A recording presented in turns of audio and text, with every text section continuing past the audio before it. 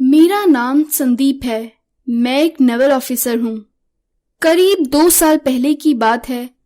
मैं अपनी पत्नी रूबी के साथ पोरबंदर गया था। तब एक कंपनी ने हमारे ठहरने का इंतजाम एक विला में किया था। हम डिनर करने के बाद पार्टी से करीब 1 बजे रूम पर लौटे। उसी रात मेरे साथ दिल दहला देने वाला हादसा हुआ था। यकीन मानिए, उस सुनसान जंगल में बने विला गेस्ट हाउस पर मौत का तांडव होता था। दरअसल मुझको खिड़की से बाहर देखने की आदत थी। मुझे जंगल में कुछ हलचल दिखाई दी। शायद वहां कोई कपल झगड़ रहा था। मैंने देखा उन दोनों में लड़ाई होने लगी। शायद वह लड़की को बाल से पकड़कर घसीटे जा रहा था। मैं उसी वक्त खिड़की से कूदा। कुछ ही देर में मैं उसके करीब जा पहुंचा। अमावस की काली रात थी। काफी अंधेरा था। मुझे उनकी शक्ल नहीं दिख रही थी। मैं चिल्लाया, क्या बात है? क्या चल रहा है यहाँ पे? पुलिस को बुलाऊं क्या? तब उन दोनों में से किसी ने भी जवाब नहीं दिया। लेकिन कुछ देर बाद मुझे एहसास हुआ कि उधर खड़ा मुर्दा गुर्रा रहा है और साथ खड़ी लड़की बस झटपटा रही है, क्योंकि उस आदमी ने उसका सिर और बाल दबोच रखे थे। अब मेरा पारा चढ़ गया। एक तो मैं डर रहा था और दूसरी तरफ मुझे गुस्सा आ रहा था। मैंने उसी वक्त बड़ा सा पत्थर हाथ में लिया और कदम आगे बढ़ाने लगा। मेरा ऐसा करना शायद मेरी बहुत बड़ी गलती थी। अगले ही पल मुझे एहसास हुआ कि उस भूत में बहुत शक्ति है। उसने अपनी आंखों से ही मेरे पत्थर वाले हाथ को रोक लिया है। यह एहसास रोंगटे खड़े कर देने वाला था। मैंने उसी वक्त उस पत्थर को वहीं फेंक दिया। तभी अगले ही पल उसने अपने पैरों से रेत उड़ाना शुरू कर दिया। मैं आंखें भींचता उधर से भागा और दौड़कर हमारी विला की खिड़की के पास पहुंच गया। मैंने रूम के अंदर जाकर रूबी को पूरी बात बताई।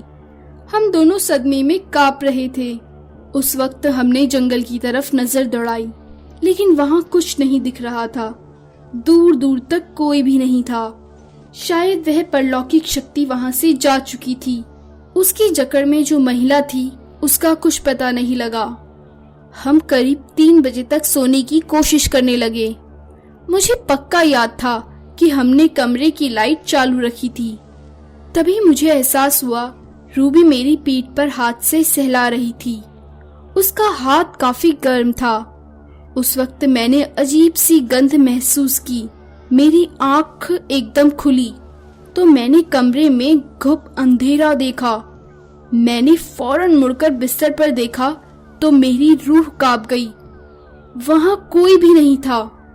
तभी मेरी नजर टीवी के पास गई। वहां रूबी गुमसुम खड़ी थी। मैं उठकर उसके पास जाने लगा, लेकिन पता नहीं क्यों मुझसे ऐसा हो नहीं पा रहा था। मैं उठकर जाना चाहता था, लेकिन मैं उठ नहीं पा रहा था। मैं लेटे लेटे ही चीखा। तभी मैंने एक भयानक मंजर देखा। रूबी के पास पर्दे के पीछे वही भूत खड़ा है।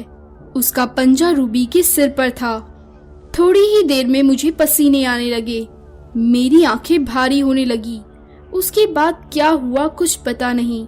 मैं जैसे शून्य अवकाश में जा चुका था। मेरा शरीर बेहद ठंडा पड़ चुका था। ऐसा लग रहा था कि मेरे शरीर की चेतना खत्म हो चुकी है। अगले दिन मैं अस्पताल में था। डॉक्टर ने बताया माइनर पैनिक अटैक हुआ है।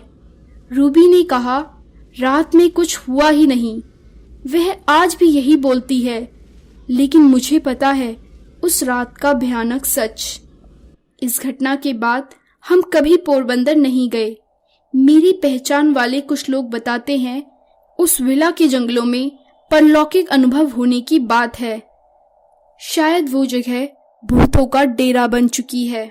ऐसी ही और कहानी सुनने के लिए हमारे चैनल को सब्सक्राइब करें और लाइक बटन दबाना ना भूलें।